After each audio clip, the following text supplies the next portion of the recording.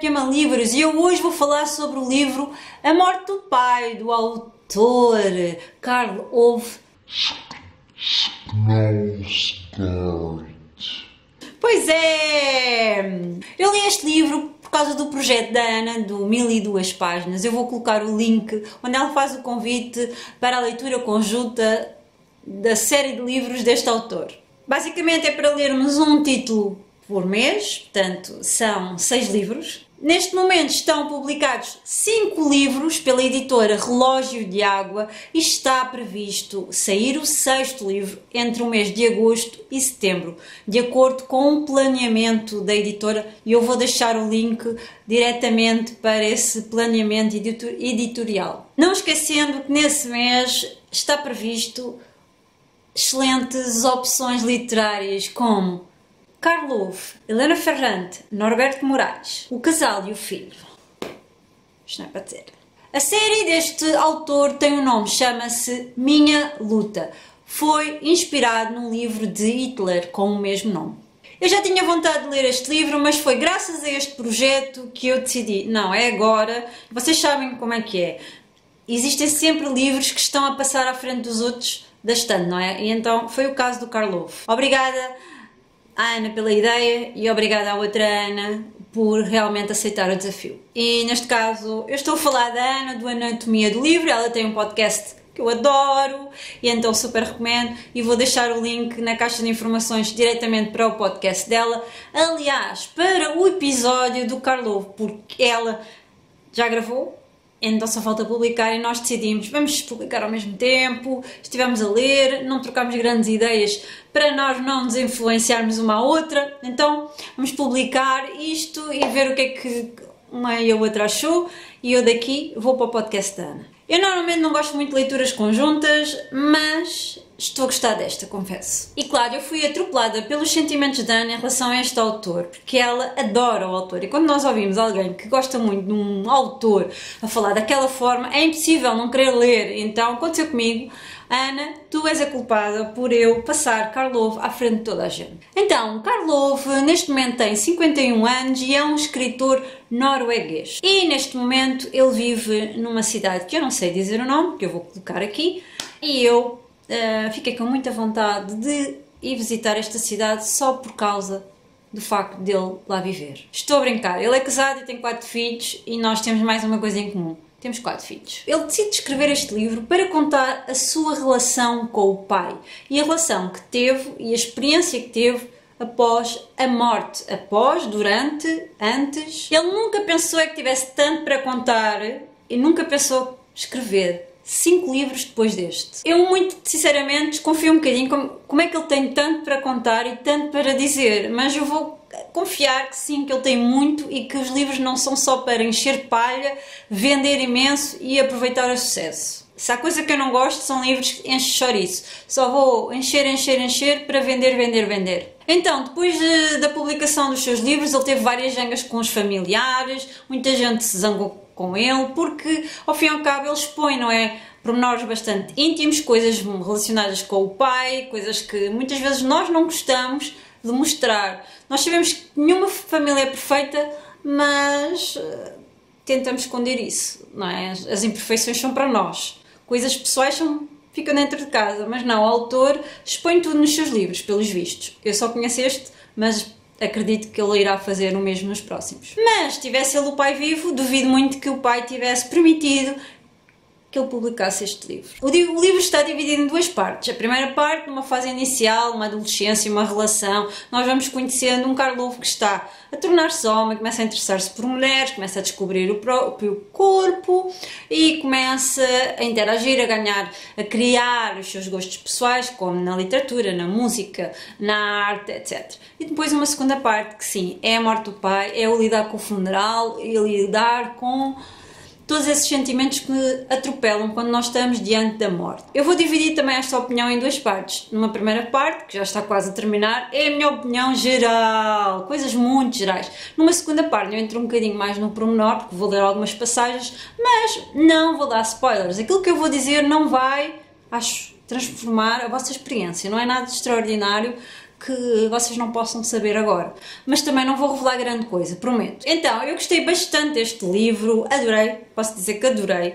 Eu comecei o livro com umas expectativas mais ou menos assim, tentei afastar-me um bocadinho do amor que a Ana tem pelo autor, então abaixei um bocadinho as minhas expectativas e só tive a ganhar porque adorei a experiência. Foi uma leitura que me prendeu bastante do início ao fim, senti-me sempre interessada em saber o que é que o autor tinha para dizer. Eu confesso que houve ali um ou dois momentos que eu achei um bocadinho mais chatos, mas nada de extraordinário. Então, sendo este um livro autobiográfico, claro que nós somos levados a conhecer pormenores íntimos do autor, somos levados pela mão do autor a conhecer até os seus pensamentos mais politicamente incorretos. Ele abre o livro a falar da forma como o ser humano lida com a morte, como é que corre ou apressa-se sempre a enterrar os seus mortos, a esconder sempre os corpos, a despachar o funeral, como se aquele ser, não é, nunca estivesse na Terra, como se tivéssemos uma pressa de apagar aquela pessoa e fizéssemos o adeus, a despedida o mais rápido possível para não termos que lidar com aquela dor. Eu achei isso muito interessante, porque eu realmente nunca tinha pensado muito nisso. É verdade, às vezes nós estamos à espera que seja feito um funeral e tantos dias para enterrarem o corpo. E porquê tantos dias? Qual é o problema de nós esperarmos tantos dias para nos despedirmos? Bem, e ele mexe nestas questões que muitas vezes nos deixam a pensar. Este não é um livro que acaba, next, não é? É um livro que acaba e fica connosco. Eu ainda lá estou naquela história. Eu acreditei em tudo o que ele me dizia até ao infinito detalhe. Apesar dele muitas vezes dizer que não tem boa memória, o facto dele se lembrar até da mosca que pousava ali, do sol, do vento que batia na janela, que voava à cortina. Eu muitas vezes pensei assim, mas como é que ele pode se lembrar de tanta coisa se ele confessa que nem se lembra às vezes das coisas que as pessoas lhe dizem e que tem pouca memória? No entanto, eu fui levada pelas memórias dele e mesmo as mais detalhadas eu acreditei, mas achei contraditória, não é mesmo? O que eu acho mais interessante na narrativa deste autor é sem dúvida a forma como ele muda de assunto e nós nem demos por isso. Portanto, ele é mestre, nós conseguimos mesmo entrar na história e é fluido. Nós somos levados pela corrente da escrita quando damos por isso, estamos a falar na morte, como estamos a falar do pénis dele, como estamos a falar da rapariga, não sei o quê, da música, de arte.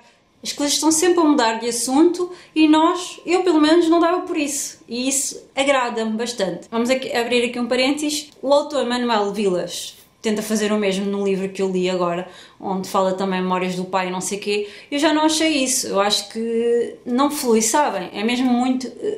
E o Karlov não. É mestre na escrita, ele domina mesmo a narrativa. O que é que eu senti nesta narrativa? Que ele tem muita ligação com as estações do ano, ele faz bastantes referências às estações do ano, ora é primavera, ora é o verão, ora está sol, ora está calor, e é a questão do tempo que está sempre marcada na sua narrativa. E isso faz com que tenham nascido os outros livros, acho, é a minha teoria. Ele tem aqui uma forte ligação com as memórias e as estações do ano. Ele liga normalmente os grandes episódios, os episódios que mais são marcantes na sua vida, às estações do ano. Muitas vezes ele diz em que estação do ano estava quando estava a viver aquilo. Eu muitas vezes nem me lembro. É claro que ele, ao falar da sua vida, ele vai ter que automaticamente abordar a questão do tempo. Vou passar à parte em que vou falar um bocadinho mais. Nada de extraordinário.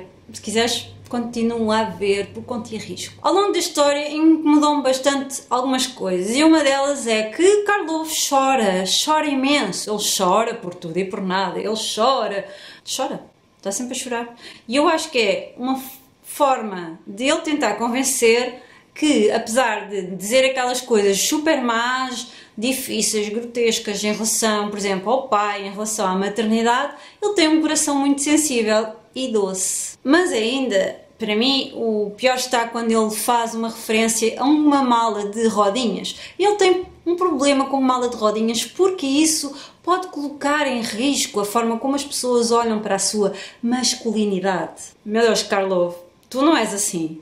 Espero bem que não. Como é que um autor que escreve uma coisa tão explícita sobre a sua vida depois tem problemas em andar com uma mala de rodinhas preocupado com aquilo que os outros dizem? Uma das coisas que o autor também faz é dizer muito aquilo que vai no seu coração em relação à maternidade. E há ali uma descrição de uma filha que o mete maluco. Essa filha nasce e ele acha que ela sabe como colocar maluco. Então ela faz birras, ela chora por tudo e por nada e ele não sabe como lidar com ela. E ele também tem coragem para dizer umas determinadas coisas que eu não vou revelar sobre a maternidade, que me impactou bastante, e eu fiz ali algumas ligações com a minha escritora preferida, Helena Ferrante. E eu acho que é por causa disso que muitas vezes o nome do autor está lado a lado com vários ensaios, artigos, entrevistas, etc. da minha autora preferida, Helena Ferrante. Porque a questão da maternidade é muito marcante nestes dois. E tem uma visão até muito parecida. Aliás, quando eu terminei de ler este livro, comecei a ler um livro de ensaios sobre Helena Ferrante. E imaginem quem é que é citado nesse ensaio: Karlov. E por causa do quê? Por causa da narrativa. Porque Karlov assume que é um livro de autobiográfico, autoficção. E a Helena Ferrante nunca assumiu, não diz, mas parece muito real. Então fazem aqui uma comparação. Qual deles é mais real? Ou será que não é a Helena Ferrante, não é assim?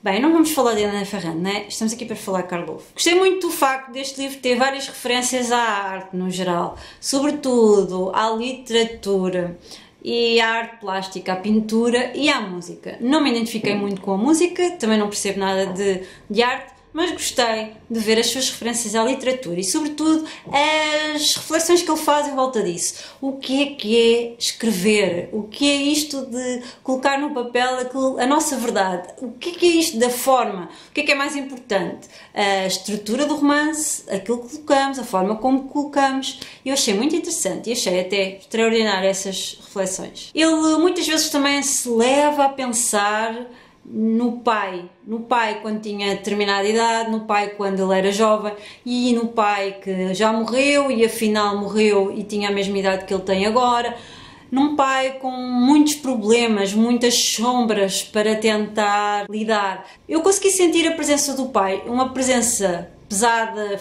forte, que consegue encher uma sala, que através do silêncio diz muito, ou tem problema em revelar afeto com o filho, e isso mexeu muito com as minhas emoções. Eu perdi o meu pai quando eu tinha 8 anos e então eu consegui rever-me em alguns momentos de Karlov e também consegui rever-me em relação à relação que eu tenho hoje com os meus familiares, sobretudo porque ele tem uma relação um bocadinho controversa e tem sempre aquela necessidade de se sentir amado e de se sentir que é motivo de orgulho para o pai. Eu acho que Karlov teve uma necessidade enorme de sentir que o pai se orgulhava dele e isso nota-se bastante nas suas ações e nota-se que era um adolescente muito carente de amor de pai. Apesar da relação dele com a mãe ser um bocadinho mais afetuosa, mas eu acho que ele sentia alguma mágoa por não ter amor de pai. Eu acho que ele escreve este livro para curar um bocadinho essa ferida, essa mágoa, que muito sinceramente não sei se vai conseguir.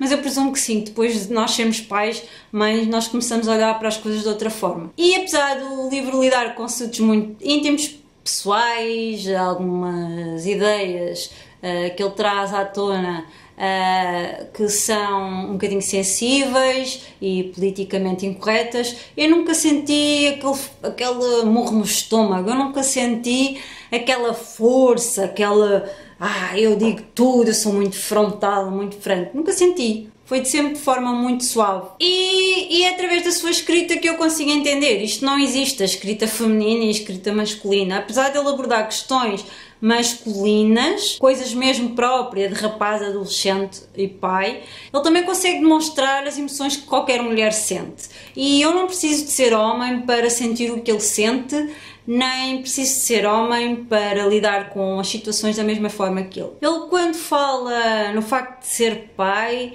ele diz uma coisa interessante. Ele diz, com todas as palavras, que ama os filhos, mas não acha que seja o facto de ter filhos que encontra um sentido para a vida. E foi nisso que eu consegui ligar-me a este autor e começar a desenvolver aqui uma paixão qualquer. Por isso é que eu estou cheia de vontade de agarrar no segundo livro, mas eu prometo que vou esperar pelo próximo mês.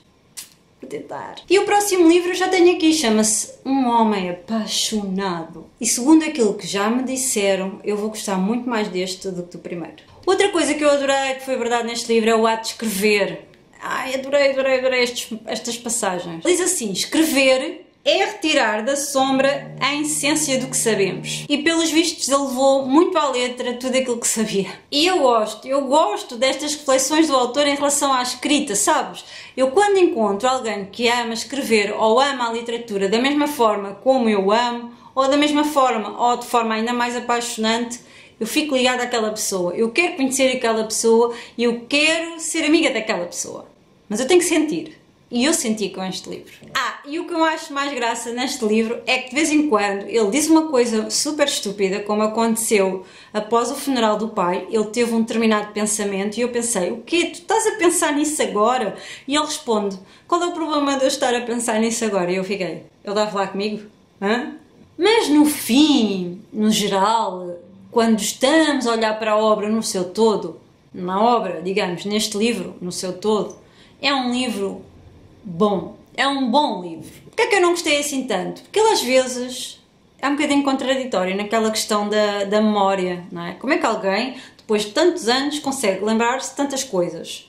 Estive quase a deixar de acreditar, mas não. Ele conseguiu convencer-me até ao fim. A questãozinha da mala foi, por amor de Deus, fez-me revirar os olhos, confesso, e é desnecessário. E não é só este momento que é desnecessário, há outros momentos que são desnecessários, não acrescentam a nada. Nós já sabemos, tu és parvo, ok? Queres ser parvo, queres continuar a ser assim, força contigo. Conclusão, quero ler mais livros do autor, quero ler tudo, no entanto, ainda não estou completamente apaixonada. Acho que é um bom livro, tem temas muito interessantes para debatermos em conjunto, ou então para refletirmos. Gostava de ver um bocadinho mais sobre outras personagens que ele introduz neste livro. E eu gostei bastante do facto de ele colocar ali algumas passagens que me fizeram rir muito. Há duas passagens pelo menos que me fizeram rir muito. É uma citação que a avó diz lá no final, eu agora vou utilizar aquilo para a minha vida, e a parte do for Sierra? Siesta? Já não me lembro.